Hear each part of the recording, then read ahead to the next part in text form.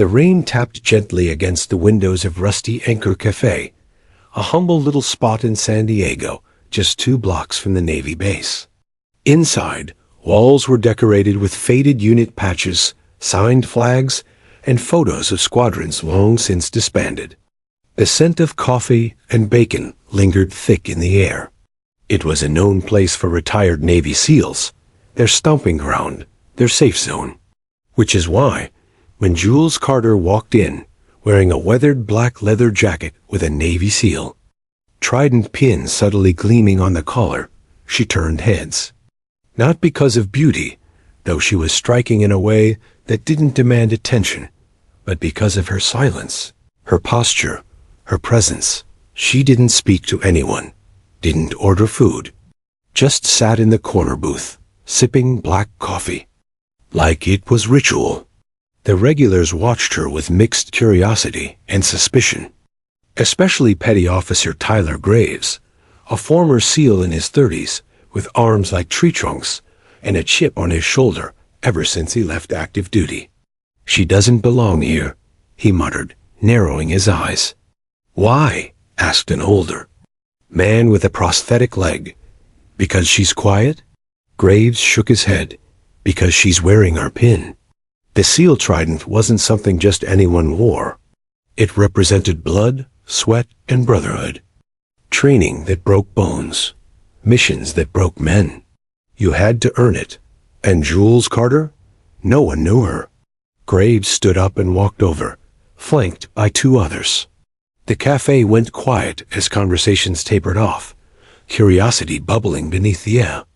Silence. Jules didn't flinch when he approached. She just lifted her eyes slowly from her coffee. Icy calm.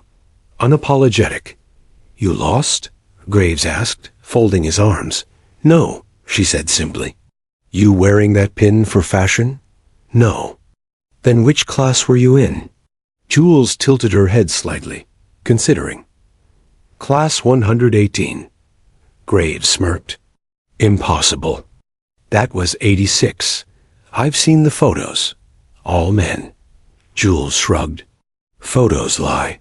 Now the murmurs began. A few chuckled. Others weren't so sure. She didn't seem nervous or defensive.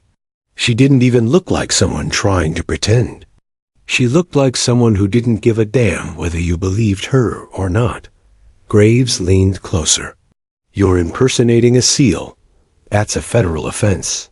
"I never said I was a SEAL," she said, voice low and calm. "You're assuming things." "But that pin was earned," she interrupted, "whether you want to believe it or not." That was enough for Graves. Whether it was pride or protocol, he pulled out his phone and made the call. "Yeah," he said into the receiver. "I've got a female here at Rusty Anchor impersonating military personnel. SEAL Trident. Unverified. Probably stolen valor." Jules didn't move. The cafe remained tense as military police arrived 15 minutes later. 2 officers in uniform stepped through the door.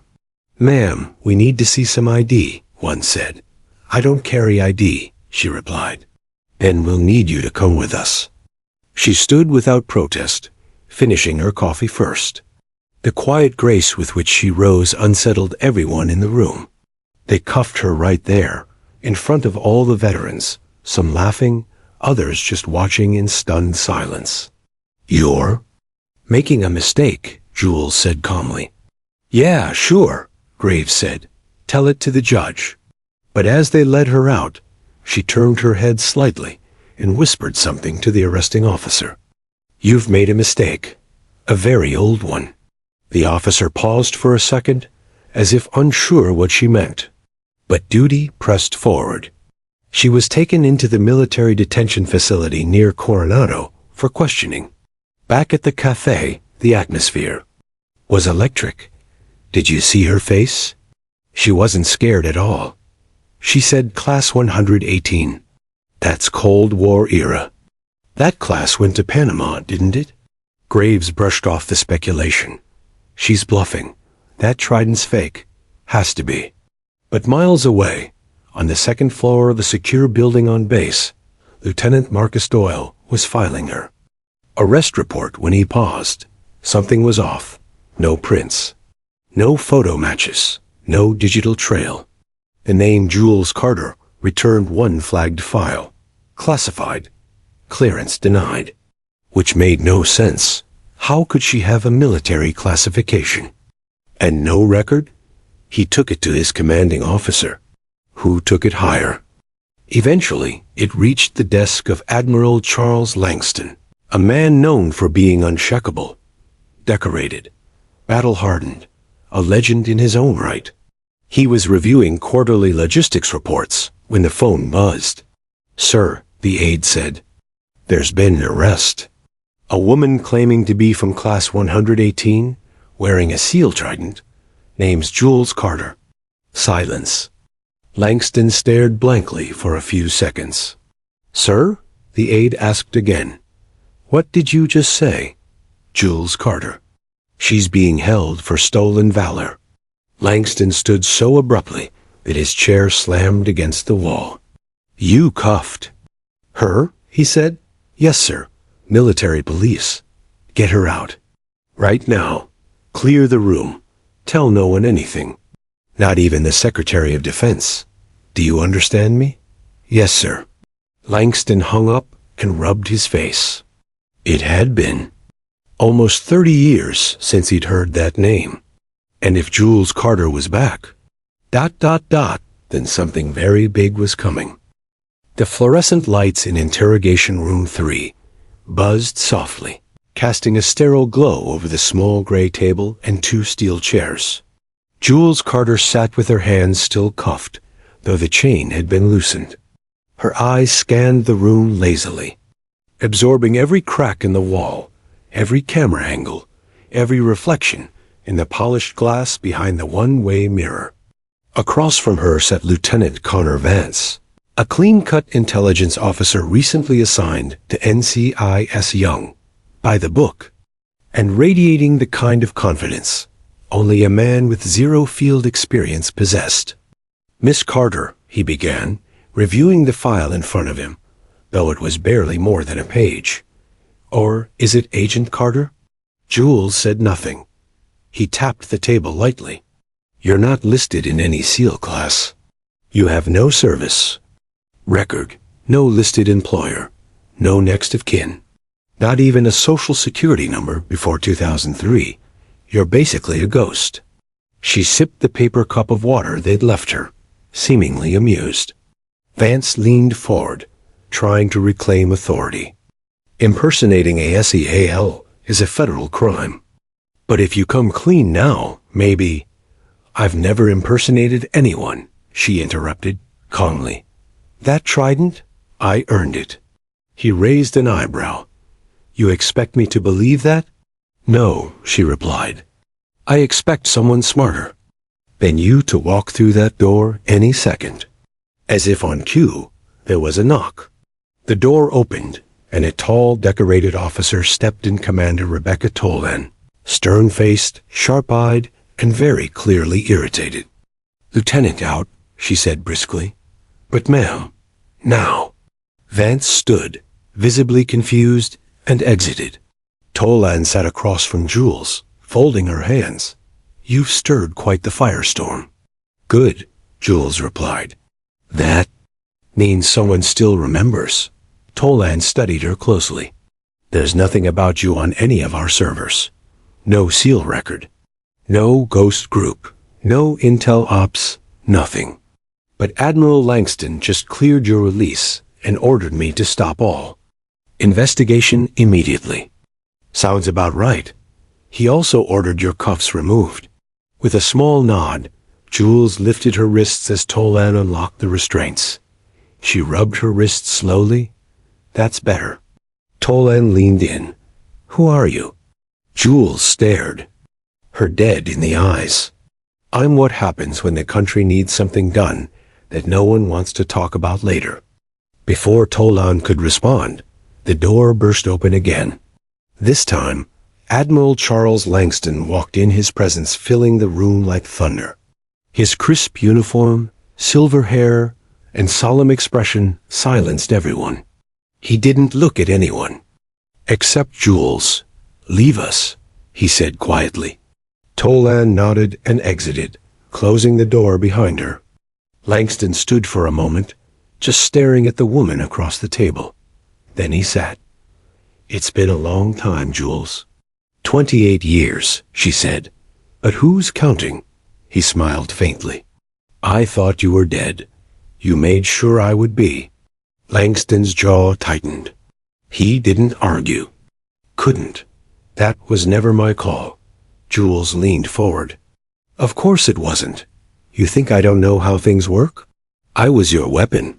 Then I became inconvenient. So you buried me." "I didn't want to," he said.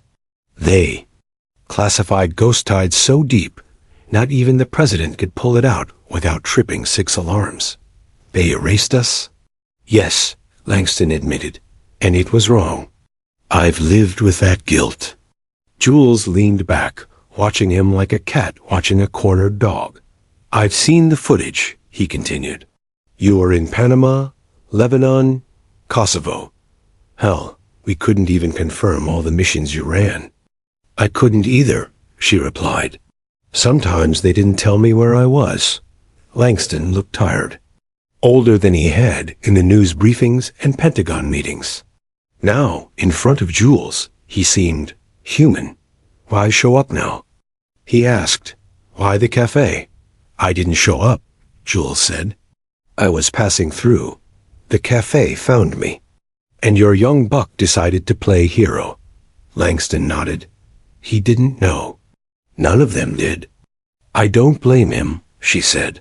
"He was right. In their world, someone like me shouldn't exist." He studied her again. "But you do." "I did," Jules corrected. "I was good at it too. I ended wars no one knew were happening. I saved men who don't remember they were saved. And I buried the worst parts of myself to keep this country breathing." Silence lingered. Finally, Langston slid a folder across the table. Jules opened it slowly. Photos. Satellite scans. Communication intercepts. Targets. The Kosovo team.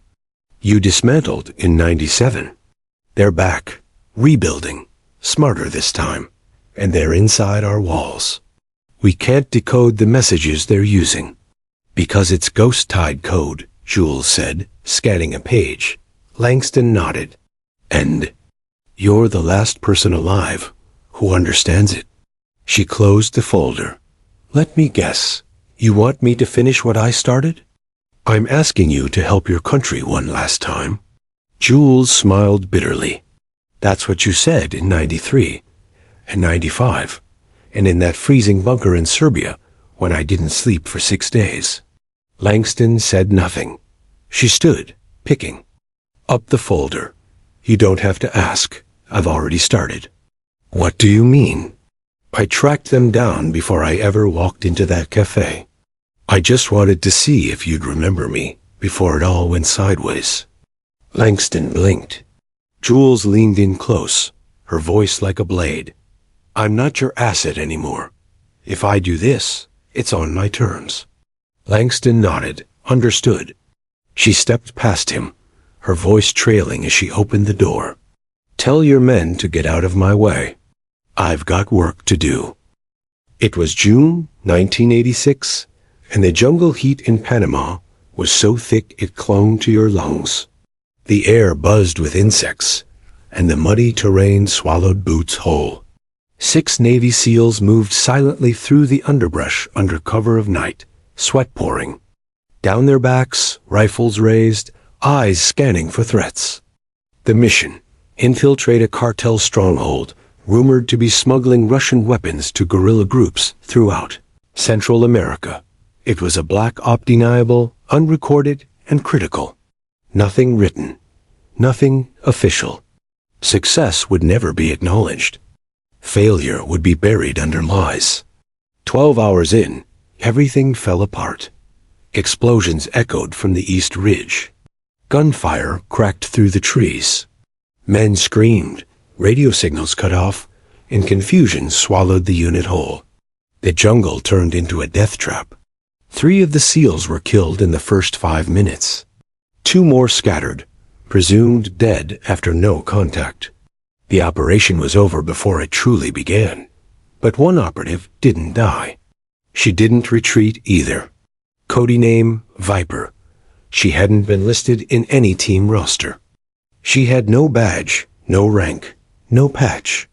But she was there embedded secretly in the squad, unknown even to the men beside her. Viper moved through the jungle like a shadow. She evaded patrols, set traps with makeshift materials, and moved under the radar, following intel that only she had been briefed on. The cartel base, hidden deep in the valley, was heavily fortified. Intelligence had underestimated their size. This wasn't just a drug op, it was a weapons depot with Cuban and Russian advisors, helicopters, encrypted radios, and layered defenses. But Viper didn't hesitate. She waited until midnight. Using vines, she scaled the cliff face that overlooked the rear compound, bypassing the mined front gate. From there, she eliminated 2 sentries, with nothing but a knife and a broken piece of mirror to reflect light signals. She entered the base undetected. Inside, she planted plastic explosives under the arms depot and routed the power grid to overload. By the time the guards noticed one of their own missing, she'd already disabled the main comms tower. The explosion rocked the jungle floor. A fireball lit up the night sky, and the base went into panic. Viper used the confusion to slip out, darting into the jungle like smoke. She didn't stop. She tracked one of the surviving SEALs, Lieutenant Briggs, who had been captured during the ambush. He was being moved north through a river pass. She ambushed the convoy using 2 grenades and an old Soviet rifle she'd pulled from a dead advisor. Briggs was half-conscious, bleeding from a shoulder wound. When she cut him loose, he blinked in disbelief. "Who the hell are you?" he asked. "I'm the one who finishes things," she said. She carried him 7 miles through dense terrain, avoiding enemy patrols, using every trick she had learned in years of non-existent training. When she arrived at the emergency exfil point with Briggs in her arms, the rescue team stared in shock. A lone woman, dirty, bruised, dragging a half-dead SEAL across the riverbank. The pilot had to ask twice, "Is she with you?" Briggs could barely speak. "She's the reason I'm alive." That was the first time anyone in the military saw Viper, and the last time they saw Jules Carter for almost a year. Back in the United States, Admiral Langston sat in a sealed room with 3 men from the CIA and 2 from the Pentagon. The debrief was classified at the highest level. She wasn't supposed to be deployed, one of the CIA men said, flipping through the mission log. Ghost Tide was still in testing. She volunteered, Langston said, and she was ready. She blew up a cartel weapons base, retrieved a SEAL officer, and sabotaged Russian communications alone. She completed the mission. She also left 23 bodies, the man said, closing the file. "We can't justify it publicly." Langston didn't blink. That was the point. Ghost Tide was an experimental program started in the late 70s, a direct result of Pentagon frustration with political gridlock. They wanted soldiers off the books, capable of deploying where official forces couldn't. No names, no faces, no records.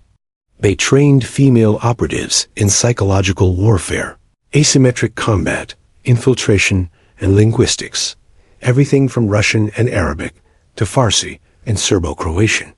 The idea was that women, underestimated in the field, could go where men couldn't, and Jules Carter had been the best. A prodigy.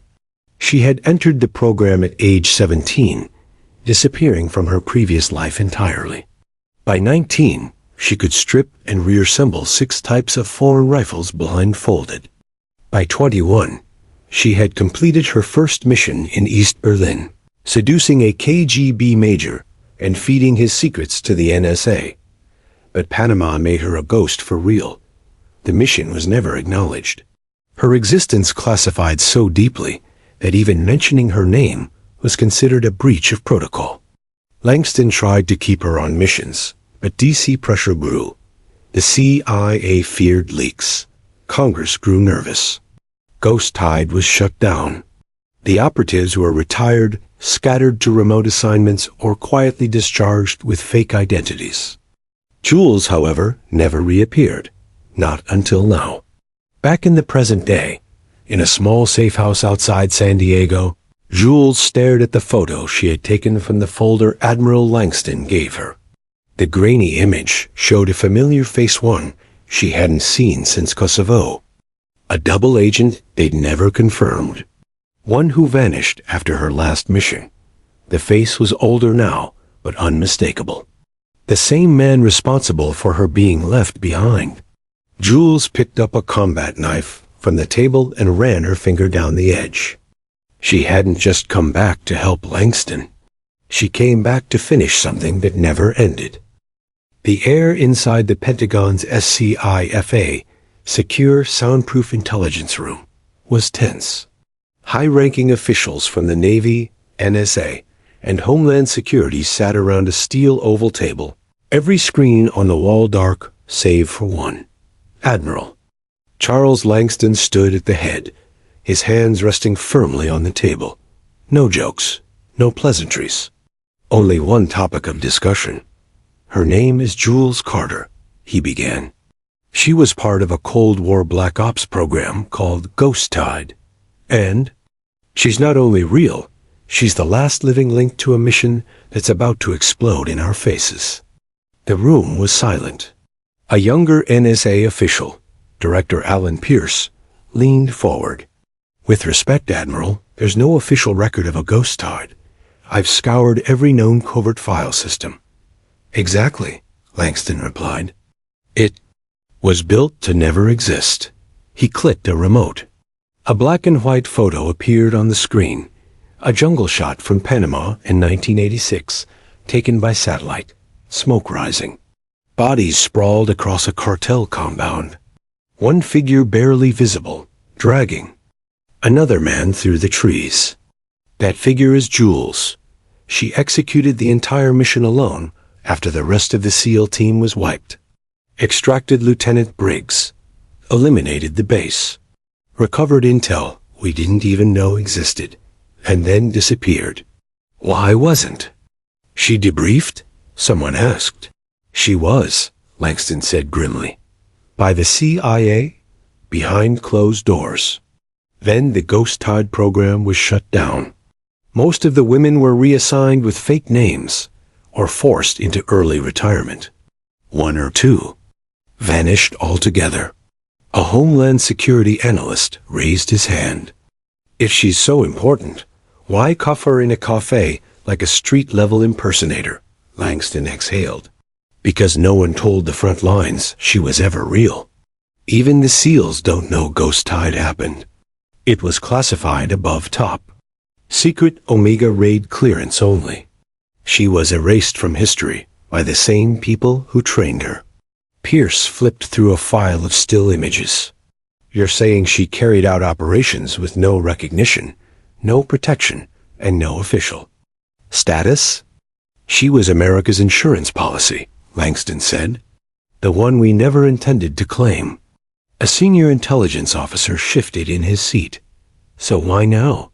Why did she resurface? Langston picked up a small device and placed it in the center of the table. It projected a fragmented audio file, distorted and skipping. Operation V, Ghost, Alive. Reset Protocol, Primary Carter. The name echoed through the room like a dropped bomb. That's intercepted. Chatter from a rogue comm channel traced to former Serbian paramilitaries, Langston explained. They're using dead encryption patterns from Ghost Tide. Patterns no one has used in over 25 years. Patterns only Jules Carter would understand. The room froze. Langston lowered his voice. The cell she dismantled in Kosovo. The one we said was dead. It's alive. And it's communicating using a system only she knows. Pierce leaned back, face pale. So, she's not a threat. She's the only one who can stop it. Correct, Langston said. Someone else asked, what's the endgame here? Sabotage? Bioweapons? Cyber-attic? Langston nodded to the analyst, who pulled up classified files showing encrypted server.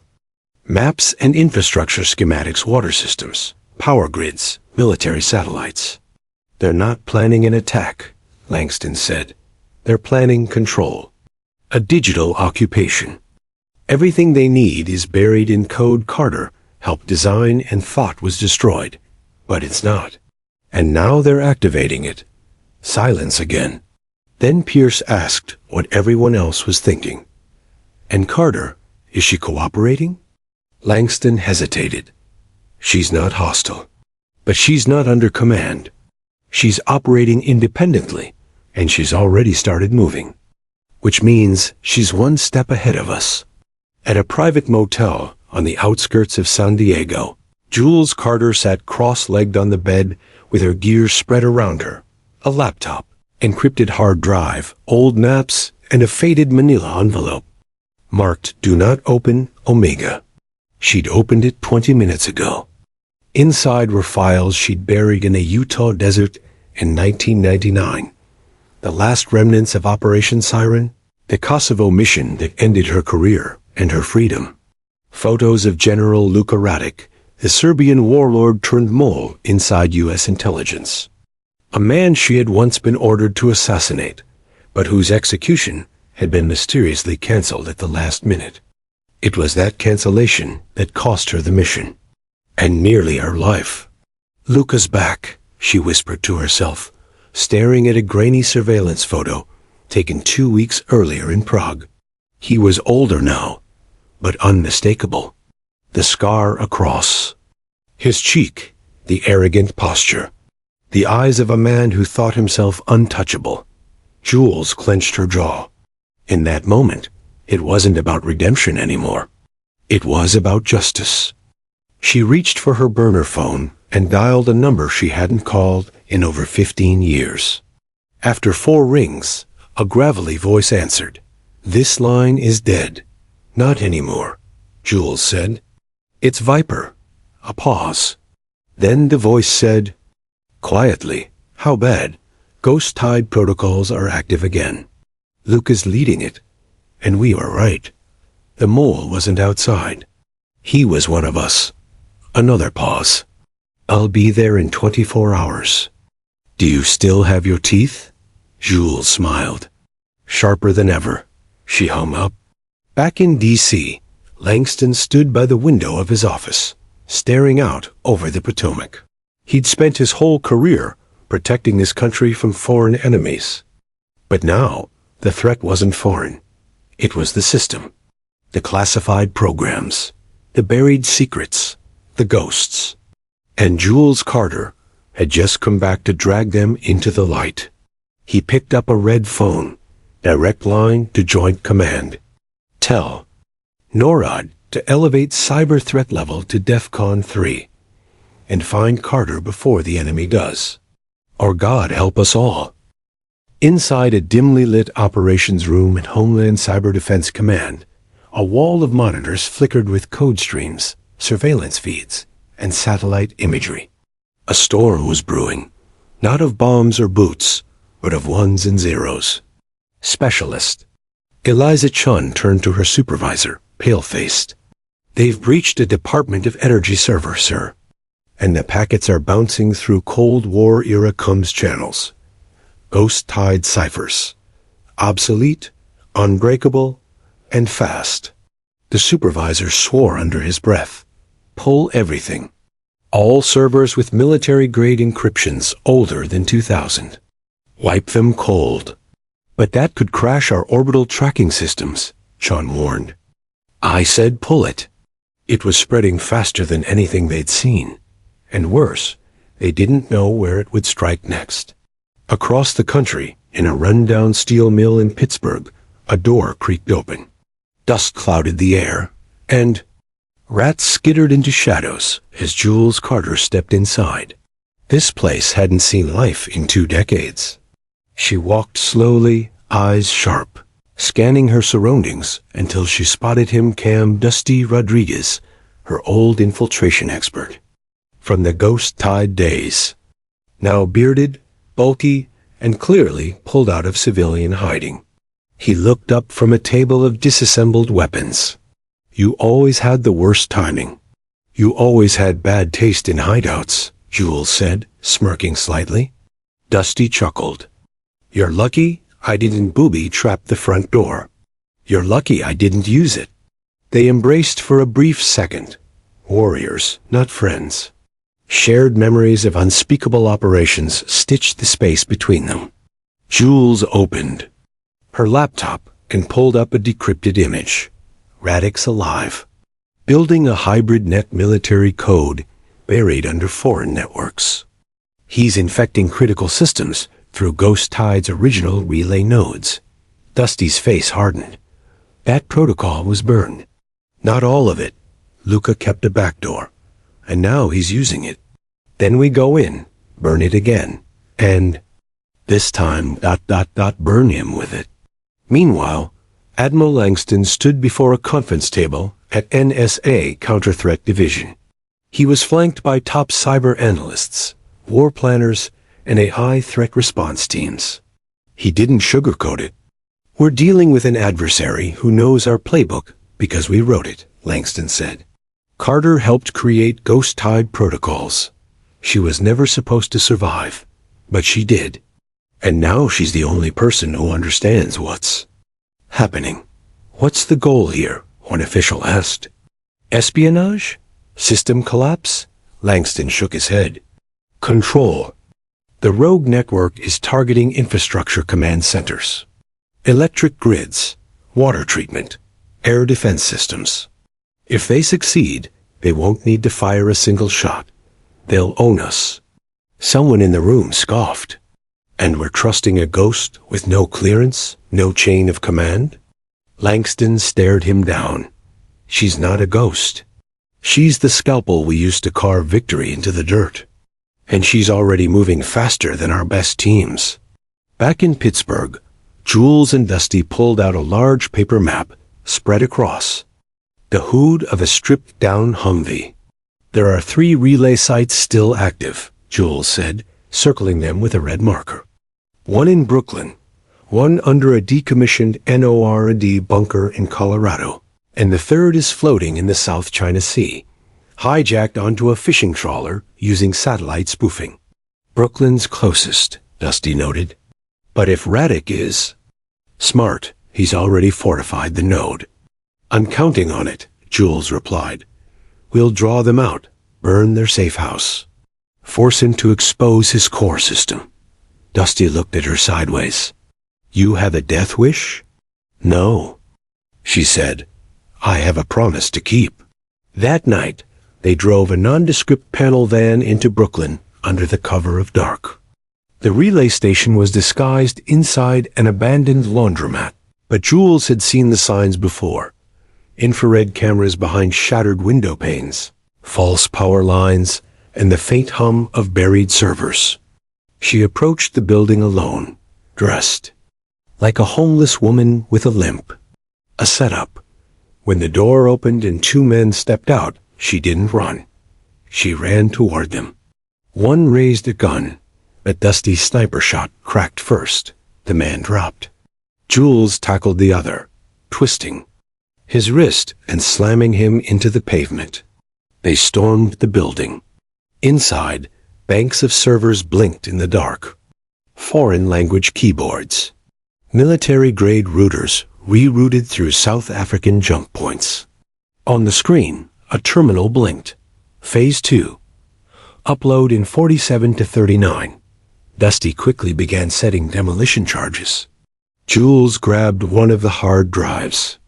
And a COM device. They weren't working alone, she said.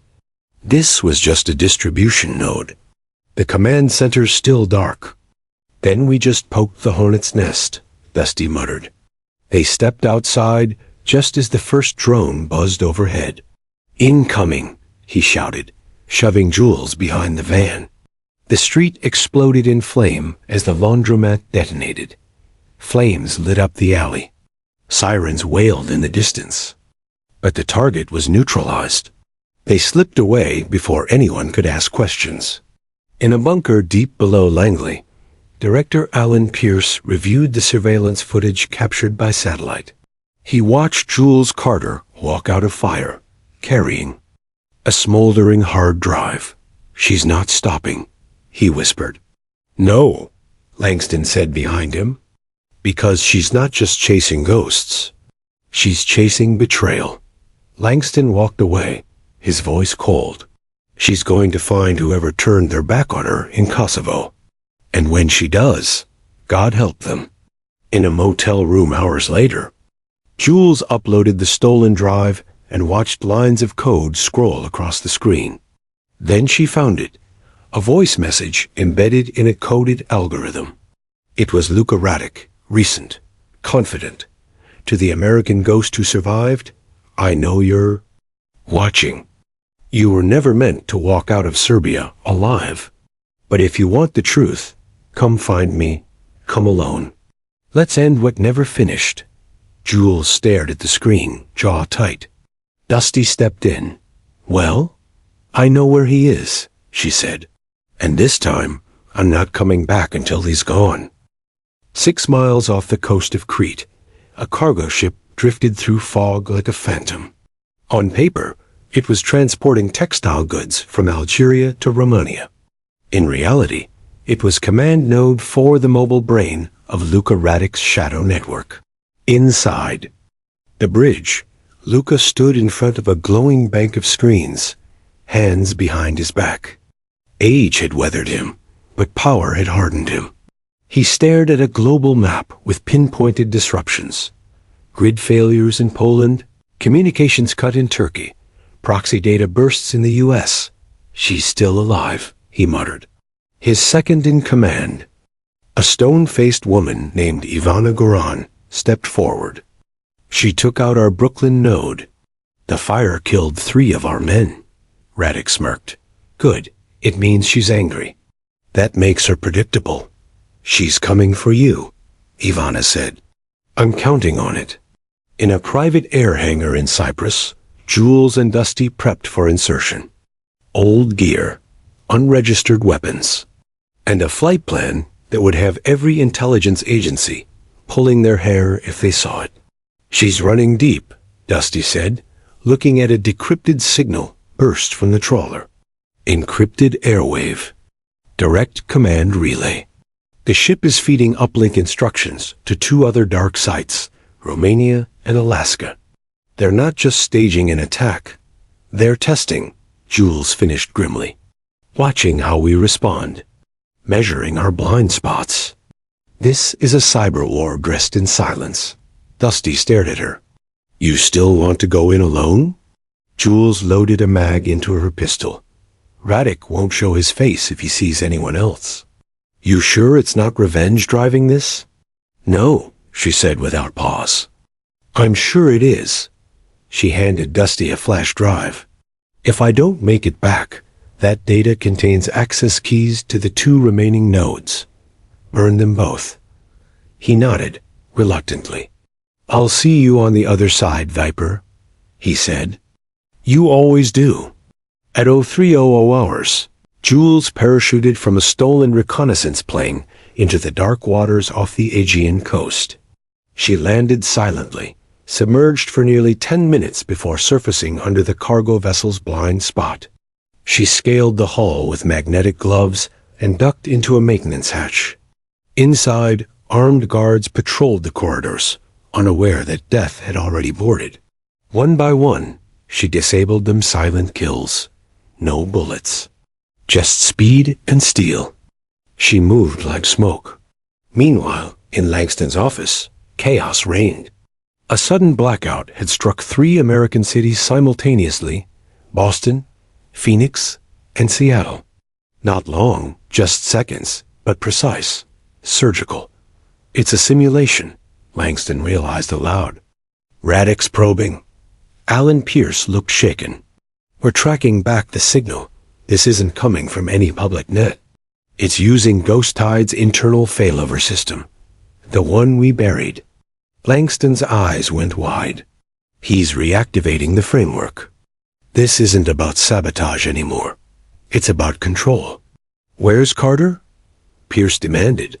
Langston pulled up her signal, encrypted and faint, somewhere in international waters. She's already inside. Aboard the ship, Jules reached the server room. Rows of machines blinked with silent intelligence. In the center, a chair turned slowly. Luca Radek. He looked older, but his smugness hadn't aged a day. "Viper," he said, "you finally made it.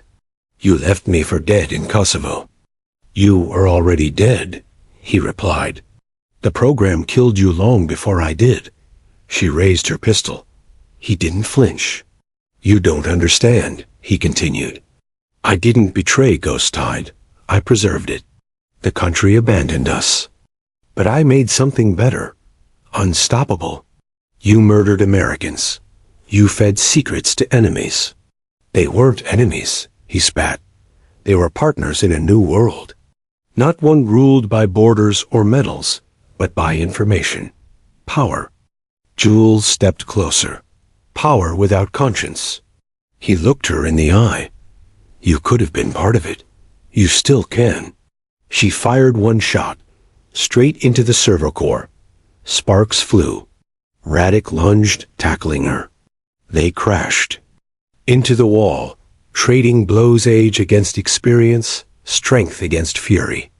Jules flipped him, smashing his face into a steel console. Blood ran. Radek grabbed a knife, slashing across her shoulder. She grunted, pivoted, and drove her elbow into his ribs. "You think this ends with one system?" He gasped. "We've already seeded dozens." "I'm not your enemy, Jules. I'm your evolution."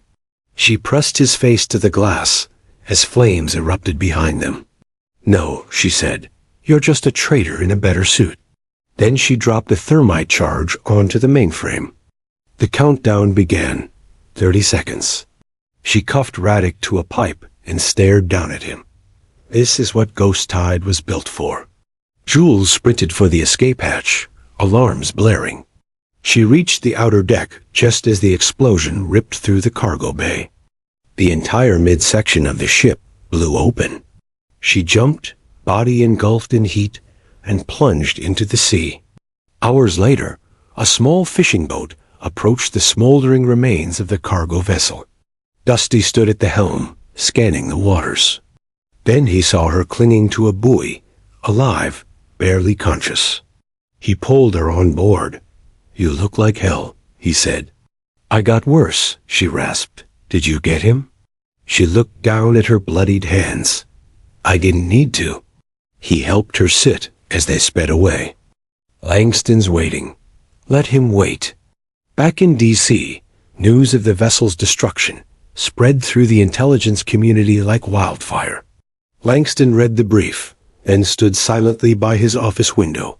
"Did she make it out?" Pierce asked. Langston smiled faintly.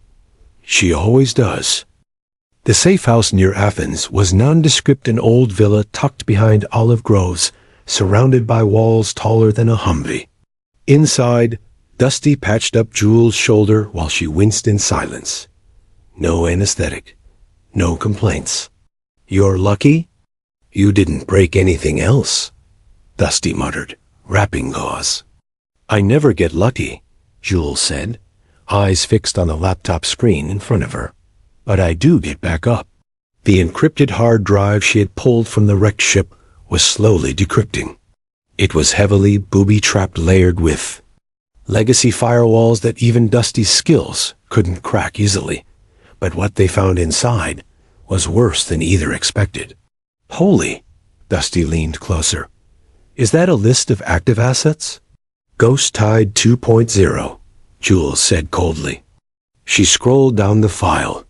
Names, locations, military personnel, corporate executives, even members of foreign intelligence agencies, all connected to Radek's growing cyber insurgency. But one name near the bottom made her hand freeze. Alan Pierce. Position: Deputy Director, NSA. Status: Active Collaborator. Dusty read over her shoulder.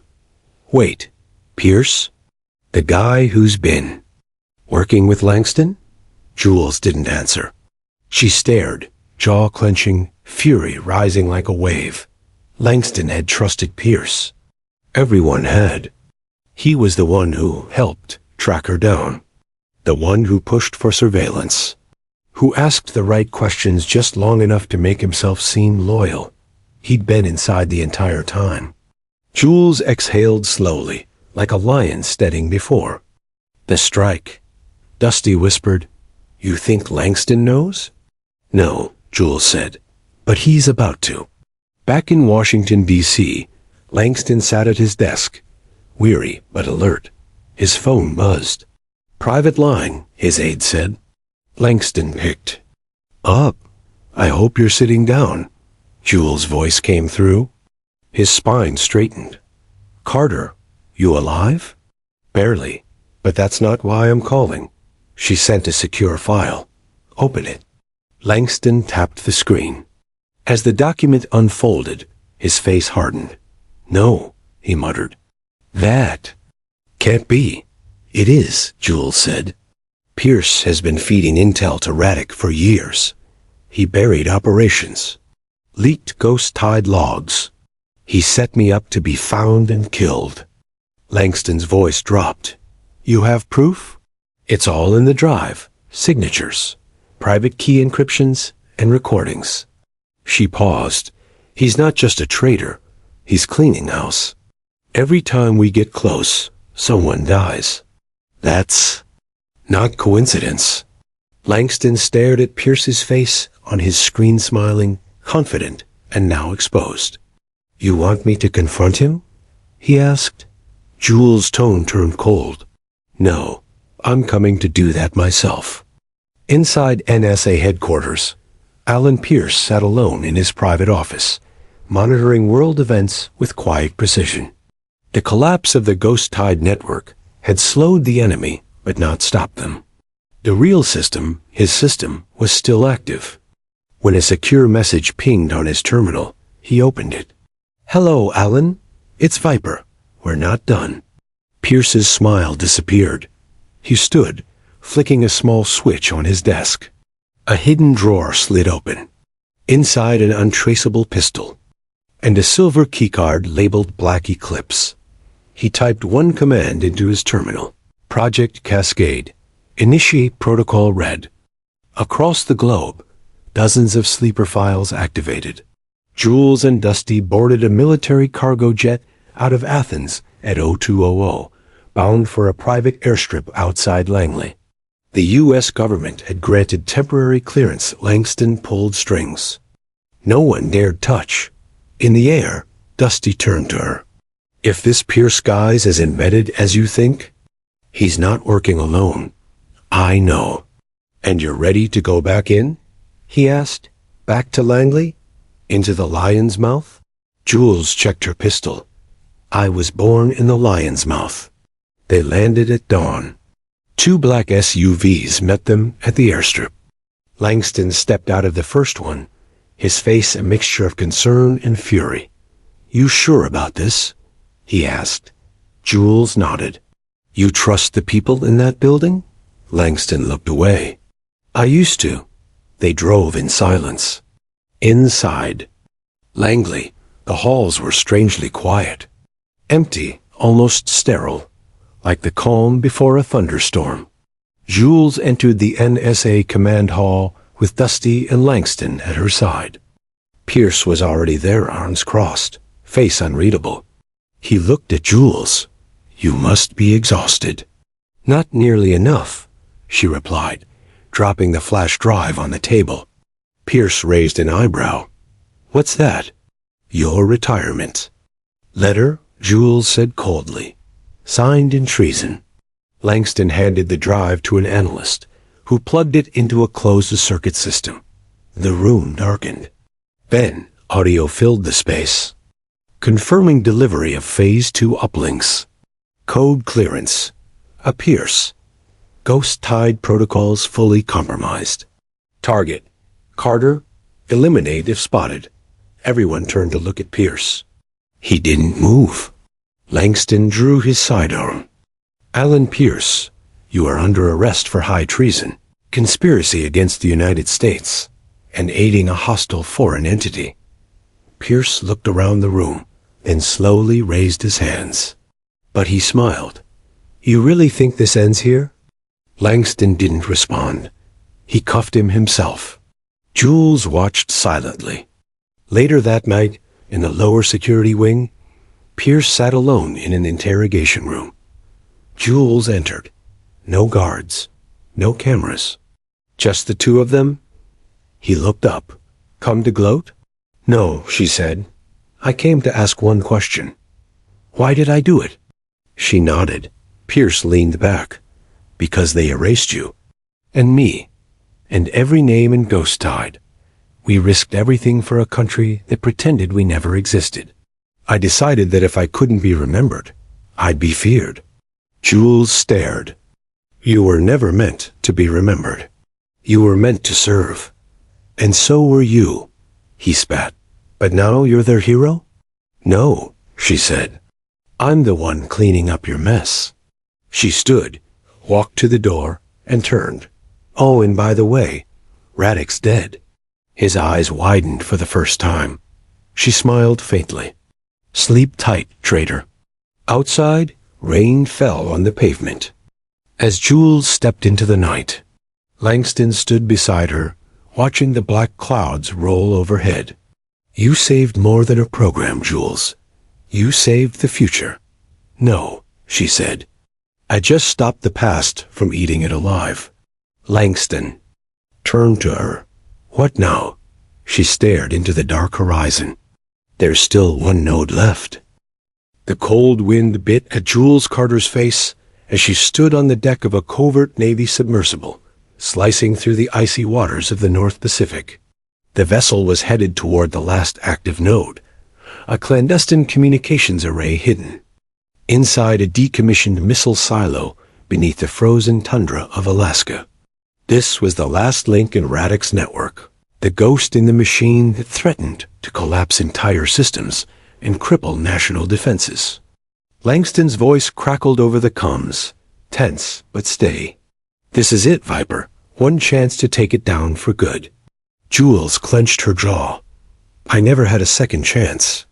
She looked back at Dusty, who nodded grimly from the control console. The submersible docked silently.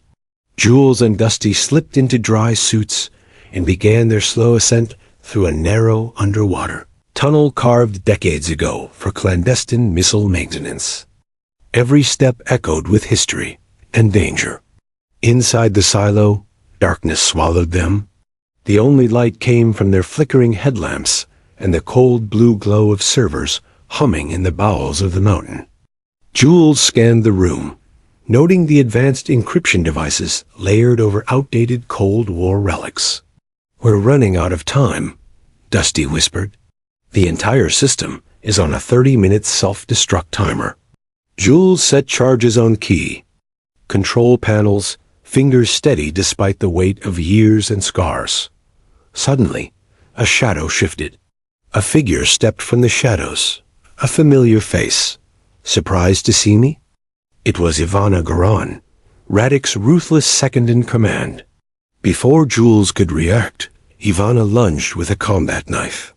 Jules sidestepped, using her opponent's momentum to slam her into a server rack. Sparks flew, wires snapped. The fight was brutal and raw. Steel against steel. Grit against will. Dusty stepped in, firing a stun gun that sent Ivana sprawling. We don't have time for this, Jules growled, dragging Ivana toward a secure containment cell. With Ivana locked away, Jules returned to the control console. Dusty's voice was tense. We're losing power fast. The timer's down to 10 minutes. Jules's fingers danced across the keyboard, overriding security protocols and uploading a virus designed to permanently disable the network. The screen flashed. Error. Override initiated by user Carter. A final message appeared. Goodbye, Radek. The entire silo trembled. Above ground, a squad of Navy SEALs stormed the perimeter, clearing the area for extraction. Inside, Jules and Dusty raced to the exit as the facility exploded behind them, a towering inferno lighting the night sky. They reached the submersible. Just as a massive shockwave rocked the mountain, the vessel launched into the icy depths, cutting away from the blast. Hours later, on the surface, Jules and Dusty sat silently, watching the sun rise over the frozen horizon. Langston's voice crackled again. Node 4 is down. Radek's network is dead. You did it, Jules. She exhaled, exhausted but relieved. Dusty smirked. You think this is over? Jules shook her head. It never is. But at least now, we're not fighting ghosts. Back in Washington, Pierce's arrest had sent shockwaves through the intelligence community. Congress demanded answers. Classified files were leaked to select media outlets, exposing the secret history of Ghost Tide and the Shadow Wars fought in silence. But amid the chaos, Jules Carter vanished once again. Some say she went underground. Others believe she joined a new covert program, one even more secretive. But those who served with her knew the truth. She was a legend, a ghost who walked in plain sight. In a quiet cafe, months later, a young woman approached the counter, wearing a faded Navy SEAL cap. A barista smiled, recognizing the insignia. Hey, Viper, she said. The woman nodded, her eyes sharp and steady. I'm just here for coffee. But everyone who knew the story knew better. The end.